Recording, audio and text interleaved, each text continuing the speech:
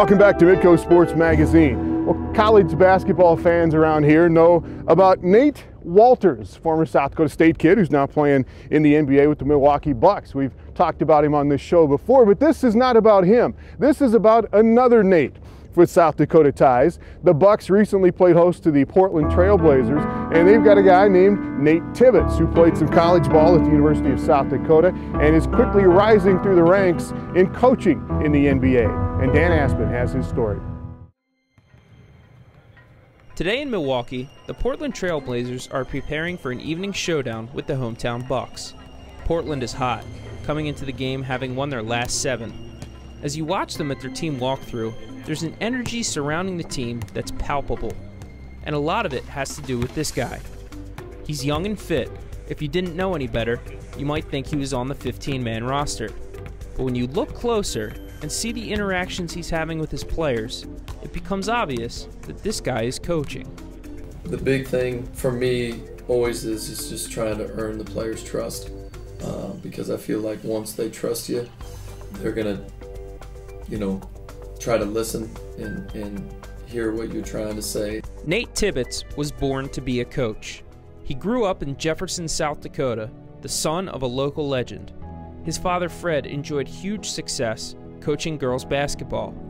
Nate grew up with coaching in his blood. We didn't go on a lot of summer vacations. We went to a lot of summer basketball camps. Being a coach's kid was a perfect setup for me. I loved every minute of it. Where we grew up, right out our back door was the high school gym. So our family spent a lot of time in the gym, and it just grew on me and grew on me. The Tibbetts family moved to Sioux Falls in Nate's junior year of high school, and after graduating from Roosevelt, Nate went on to play college ball at USD. I don't know how many kids grow up in South Dakota and want to be a coyote, but I was one of those guys. My dad was the women's coach there, and when Coach Boots first got there, he had some guys that I looked up to. Tibbetts was no slouch on the court. He finished second in USD basketball history in assists and steals, records he still holds today. He could have pursued a playing career overseas. Instead, he chose to follow a path that had been laid out for him by his dad. I always knew I wanted to be a coach. So, it was just when it was going to start. I knew that I needed to finish my degrees because I wasn't going to play very long. We all have dreams, but I knew that if I wanted to do things in basketball, it had to be on the coaching side. Tibbetts didn't have to wait long to land his first coaching gig.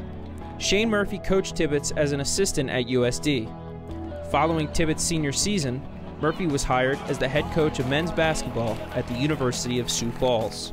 It was a tough transition. I mean, there were guys that were a year or two younger than me that I had played with or played against, and now all of a sudden I'm coaching them.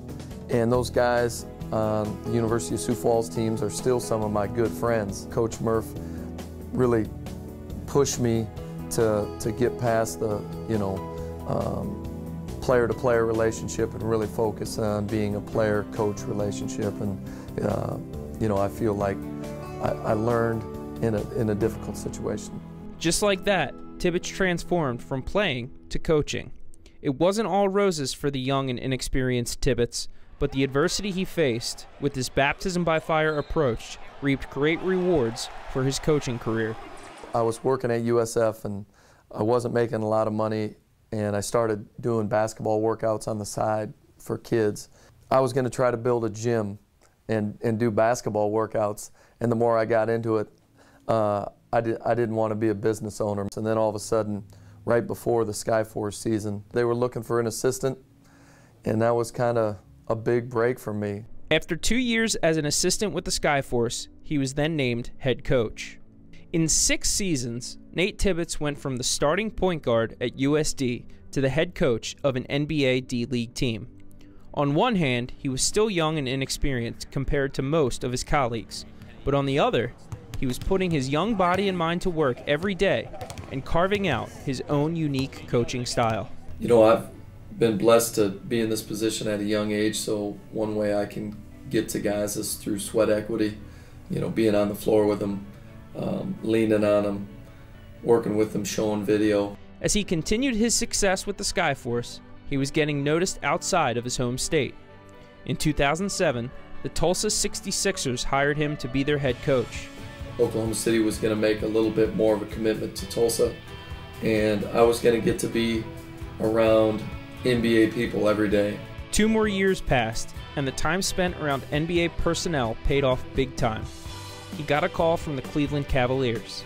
And now 2 years later, Tibbetts is here, with the Portland Trail Blazers and head coach Terry Stotts. Despite his rapid ascent through the coaching ranks, Tibbetts insists that he never set out to become an NBA coach.